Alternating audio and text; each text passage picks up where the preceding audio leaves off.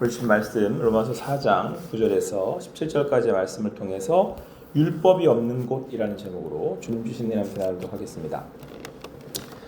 계속해서 바울은 이 할례에 대한 이야기를 계속 반복하고 있습니다.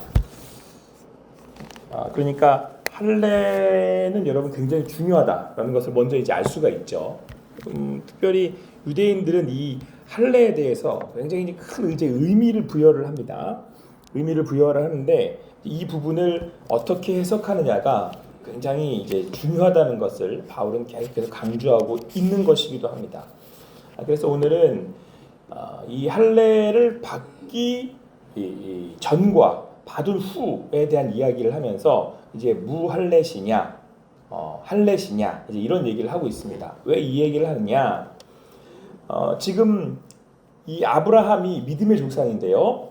유대인들이 계속 강조하는 게 뭐냐면 이제 아브라함이 할례를 받아서 자기들이 아브라함이 하나님의 구원을 받았다. 이제 이렇게 생각을 하고 있다라는 거죠. 근데 실제로 따지고 보면 아브라함이 할례를 받아서 구원을 받은 게 아니고 하나님이 아브라함에게 이제 이삭을 달라고 이제 하시고요. 그리고 이제 실제로 이제 그가 하나님 앞에 이제 이삭을 드리게 되지 않습니까? 이렇게 드리게 되는데 이제 그 아브라함의 그 의가 하나님을 믿은 그것이 의가 되는 건데 실제로 아브라함이 하나님의 말씀을 듣고 순종하여서 나아갔던 것을 봤을 때에는 그러니까 아브라함이 믿음으로 하나님을 따랐던 것은 실제로 할례 받기 전이다. 이 얘기를 하고 있는 거예요. 그래서 이제 두 가지 결과를 가져온다는 거죠. 그게 한 가지는 할례를 받지 않는 이들에게도 구원을 받는 조건이 할례가 아니라 어떤 율법의 행위로가 아니라 실제로 믿음으로 하나님이 그를 의롭게 여기십니다. 라고 하는 것을 말하고 있다는 거예요. 아브라함이. 근데 여러분 제가 이 말씀을 다시 한번 또 이렇게 새삼 확인을 하면 또 느끼는 건 왜 유대인들은 이게 보이지 않을까? 저는 이제 그게 궁금해요. 유대인들은 아브라함을 되게 중요하게 생각하잖아요. 그래서 또 다윗 얘기도 하고 있는 것이고. 근데 분명히 아브라함이 창세기에 그것도 우리가 여러분들 잘 아시죠? 여러분들 18장에서 이제 17장에서 이제 할례를 받잖아요. 그래서 이제 뭐 우리 수요일 하는 공부하면 딱 이제 떠오르지 않습니까? 그림이. 그래서 딱 17장에서 이제 봤는데 실제로 아브라함을 부르셔서 그가 믿음으로 나아갈 때의 말씀은 어디냐면 12장이란 말이에요. 그러니까 우리가 보기에도 그냥 알겠는데요. 아브라함이 하나님에게 믿음으로 나아갔을 때 하나님 그를 구원하셨다는 것을 알겠는데요. 이 얘기를 이제 하고 있는 거잖아요. 근데 유대인들은 왜 이거를 인지를 못할까? 일단 그게 의아하지만 그건 뭐 지금 그걸 얘기하고자 하는 것은 아니니까요. 그러니까 구원은 믿음으로 의롭게 여김을 받습니다. 그러니까 무할례자들인 이방인들에게도 아브라함을 보면 알 수 있는 것처럼 구원은 뭘로 받는 거예요? 은혜로, 믿음으로 주시는 믿음으로 구원을 얻습니다. 우리가 의롭게 여김을 받는 겁니다. 그 의롭게 여기시는 하나님을 믿음으로 우리가 구원을 얻는 겁니다. 그것이 이제 어저께 또의 말씀이었고 제일 강조하고 있어요. 그래서 이것이 단지 무할례 시에 우리가 믿음으로 구원을 얻는다는 것을 딱 이렇게 보여주는 것뿐만 아니라 아브라함에게는 또한 뭘 또 보여주고 있어요. 할례를 받은 유대인들에게도 바로 아브라함을 통해서 너희들도 믿음으로 이렇게 여기심을 받는 하나님을 믿는 믿음으로 구원을 얻는다라는 것을 동시에 나타내고 있다는 거예요. 그래서 우리는 아브라함이 여러분과 저에게도 믿음의 조상이 되는 거죠. 이제 그거를 명확하게 다시 한번 이렇게 이야기해주고 있고요. 그래서 지난 말씀에 따르면 유대인들이 따진다는 거잖아요. 그럼 뭐 할례는 뭐하러 주신 겁니까? 이렇게 따진다는 거잖아요. 근데 이 할례는 결국 율법의 용도가 뭡니까? 라고 하는 것이었고 여러 가지 아주 중요한 용도가 있지만 그 율법, 즉 우리 유대인들에게 준 할례의 용도는 율법의 용도는 첫 번째는 우리 모든 사람들이 율법으로 인하여 뭘 알게 됩니까? 죄인이라는 걸 알게 되는 거고 죄인이라는 걸 알게 된다는 건 우리 모두가 다 구원을 받아야 된다는 걸 알게 되는 거고 그리고 그 구원은 우리의 능력으로 이룰 수 없다라는 걸 율법이 보여주고 있다는 거죠. 왜냐하면 유대인들은 율법을 지키는 사람들이에요. 그러니까 유대인들이 안 되면 우리도 안 된다는 걸 너무 잘 보여주고 있는 게 누구다? 유대인들이다. 이것들 로마서가 굉장히 잘 설명하고 있는 거죠. 자, 그래서 오늘도 성경은 뭐라고 말씀하고 있냐면 15절 16절에 이렇게 말씀하고 있습니다. 같이 읽겠습니다. 시작.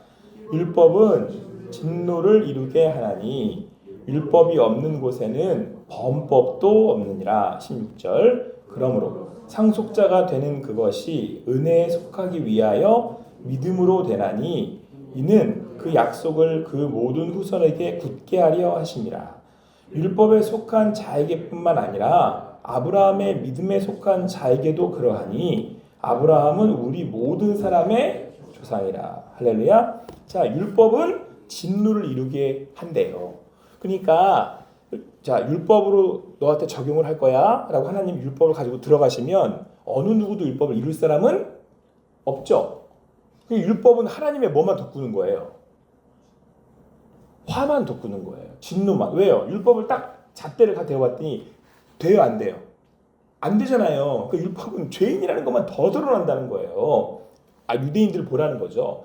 유대인 봐봐. 법을 지키는 건 안 되는데 명확하게 그 우리가 율법으로는 죄인일 수밖에 없다는 걸 보여주고 있잖아. 이걸 말씀하고 있는 거죠. 그래서 율법은 진노만 더한다는 거예요, 하나님의. 그래서 그 다음에 뭐라고 말씀해요? 율법이 없는 곳에는 범법도 없느니라. 이게 이제 그 말씀을 더 풀어서 설명한 거예요. 그러니까 여러분 율법을 이렇게 율법의 잣대로 들이대지 않으면 그가 법을 어겼는지 안 어겼는지를 모르는 거잖아요. 그러니까 그 말인즉슨 뭐예요? 율법을 갖다가 대면 우리는 결국 죄인이라는 걸 더 분명히 알게 되는 거고 하나님은 그래서 그를 율법에 따라서 어떻게 해야 되는 거예요? 이렇게 벌으실 수밖에 없는 거죠. 이제 그 말씀을 하고 있는 거예요. 그러니까 율법의 용도에 대해서 그리고 왜 하나님께서 유대인들에게 할례를 행하셨는지 그러니까 결국은 유대인들이나 비유대인들이나 할례시나 무할례시나 둘 다 뭐라는 거예요? 구원은 믿음으로 의롭다 여기심을 받는 하나님을 믿을 때 되는 겁니다. 이거를 보여주고 있다는 거죠. 근데 이제 우리가 지난 말씀에도 살펴봤지만 그러면 이제 유대인들이 그럼 할례가 무슨 효용이 있어요? 우리가 먼저 하나님 말씀을 받은 거 무슨 효용이 있어요? 했더니 하나님이 대뜸 하시는 얘기가 뭐냐면 니들이 하나님의 말씀을 가장 먼저 들었잖아.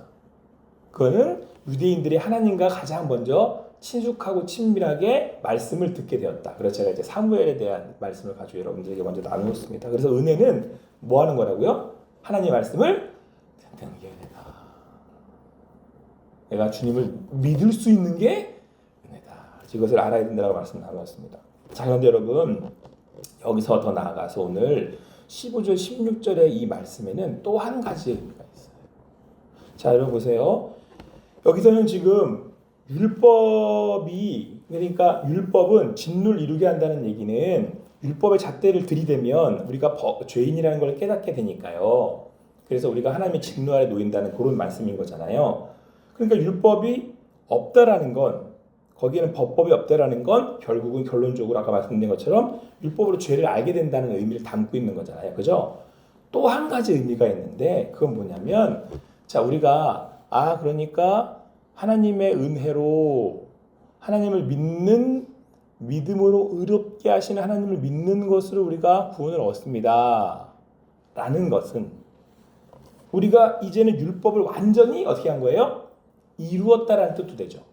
그래서 예수님이 뭐라고 그러세요? 내가 율법을 이루었다. 거의 이중적 의미가 있다니까요. 하나는 뭐냐면 율법을 완성시키셔서 그러니까 율법이 요구하는 거를 이루어 버리신 거죠. 근데 우리로는 안 돼요, 그게. 그러니까 하나님이 우리를 어떻게 했다고요? 너가 죄 없고 의롭다라고 여겨줘 버리신 거예요. 하나님이. 그래서 그 하나님 믿는 믿음 우리가 구원을 얻는 거다. 요게 그 첫 번째 의미예요. 이해되시죠? 율법이 지금 그 율법이 이제 없는 곳엔 범법도 없다. 요 얘기를 말씀하시기 위한 거였고요. 또 한 가지가 있어요. 그건 뭐냐면 율법을 이루었죠. 예수님이 오셔서 율법을 완성시켜 버리신 거예요. 더 이상 이 율법이 우리한테 영향력을 미치지 못하고 의롭게 여기심을 받은 거죠. 같은 말인 것 같은데 또 다른 의미가 뭐냐면, 자 보세요 여러분. 자 이제 하나님의 자녀가 됐어요 내가. 그 율법이 필요 없이 사는 거예요. 이게 무슨 말이냐? 제가 조금 쉽게 제가 풀어서 설명을 드리니까 잘 들어보세요. 우리 옛말에 뭐 없이 살 사람이야 그러죠. 네, 법 없이 살 사람 그러죠. 이거 되게 중요한 겁니다 여러분.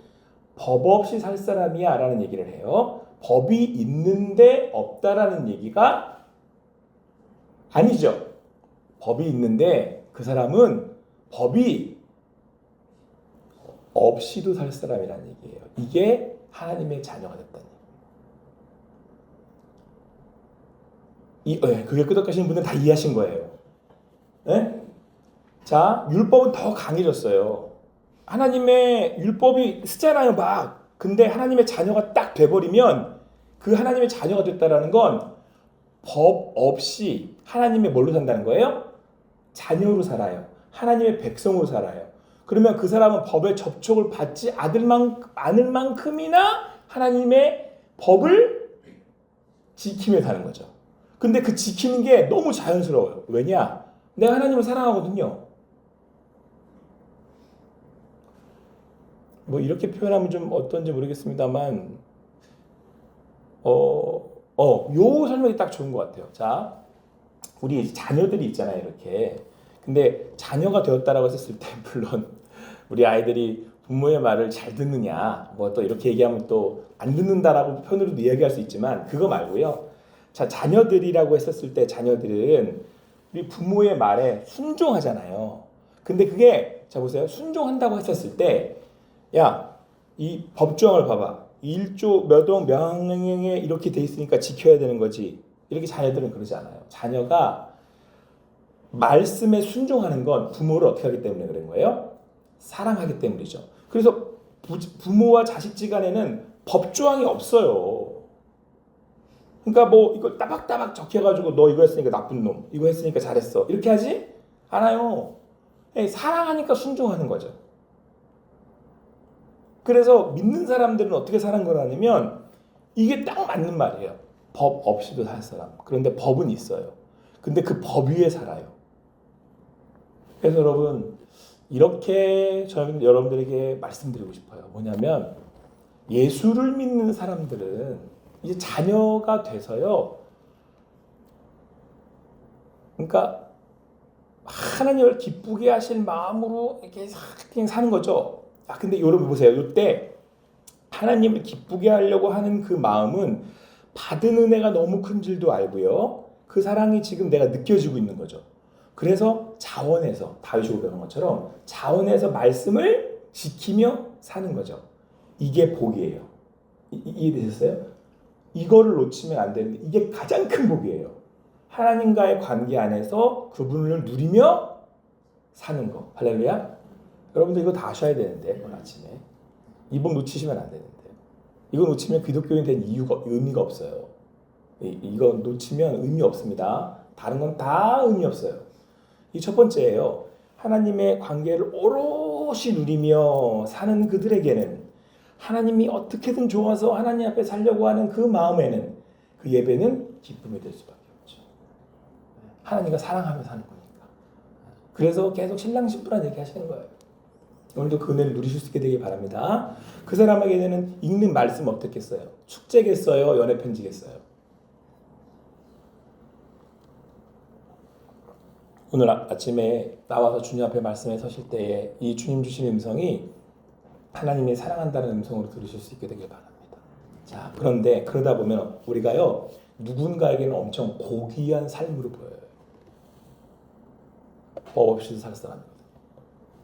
근데 그 사람은 법 어디에 있어요? 아래에 있어요? 위에 있어요? 위에 있죠. 지키지 말라 그래도 저절로 지키는 삶을 살아요. 여러분 오늘 이게 법, 율법이 없는 곳이라는 얘기입니다. 그러니까 하나님의 나라는요 율법이 완전히 지켜지는 나라예요. 이해되셨어요? 그게 좋아서 사는 사람들. 그러니까 누가 좋아서 사는 사람들 사는 곳이에요? 하나님이 좋아서 사랑해서 사는 것. 그래서 여러분 여기 우리 새벽에 나온 우리 성도님들은 그러셨으면 좋겠어요. 그러니까 우리가 살 때 그냥 여지없이 다 지켜보는 거죠. 여지없이 다 그걸 해보는 거예요. 왜냐? 사랑하니까. 여러분 연인이 사랑하면 심지어는 그런 말도 해주잖아. 내가 하늘에 뭐도 따게 주겠다고요. 달도 따고 별도 따겠다. 그 얘기는 똑같은 거예요. 내가 하나님, 내가 당신 너무 사랑해서 내가 이것도 해드리겠어. 내가 너무 사랑해서. 근데 여러분 그때 뭐 진짜 달별을 못 따지만 별 달 따려고 못 둬요. 다 사다리 갖다 놓고 신용도 하잖아요. 미쳤네. 근데 그 미친 짓을 할 때 어때요? 마음이, 그 연인의 마음은 기쁘죠. 이거 놓치지 마십시오. 이걸 뭐라고 불러요? 복이라고 불러요. 이 복을 누렸던 수많은 사람들이 있습니다. 첫 번째는 아브라함, 다윗, 사무엘. 누가 보지 않아도 주님 안에서, 주님 여기 계시기에 오늘도 주님 안에서 그 복을 누리실 수 있는 여러분과 제가 되시길 바랍니다. 하나님 앞에 주님 사랑하는 마음, 그렇게 고귀한 인생들을 사시는 여러분과 제가 되기를 바랍니다. 기도하시겠습니다. 사랑의 하나님, 오늘도 이 아침에 주님 사랑해서 달려나왔습니다.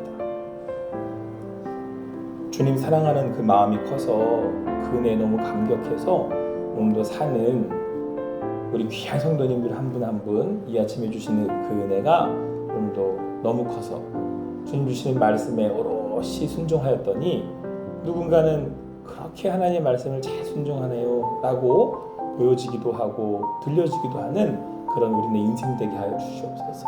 그래서 하나님이 기뻐하는, 그래서 하나님을 누려 이 땅에 하나님 계신 줄 알고 사는 그렇게 많은 이들에게도 할례시냐 무할례시냐 보여줄 수 있는 그런 우리네 삶이 되게 하여 주시옵소서. 하나님께서 오늘도 그 은혜를 베푸실 것을 믿고 인도하실 것을 믿고 감사하며 예수님의 이름으로 기도합니다. 아멘.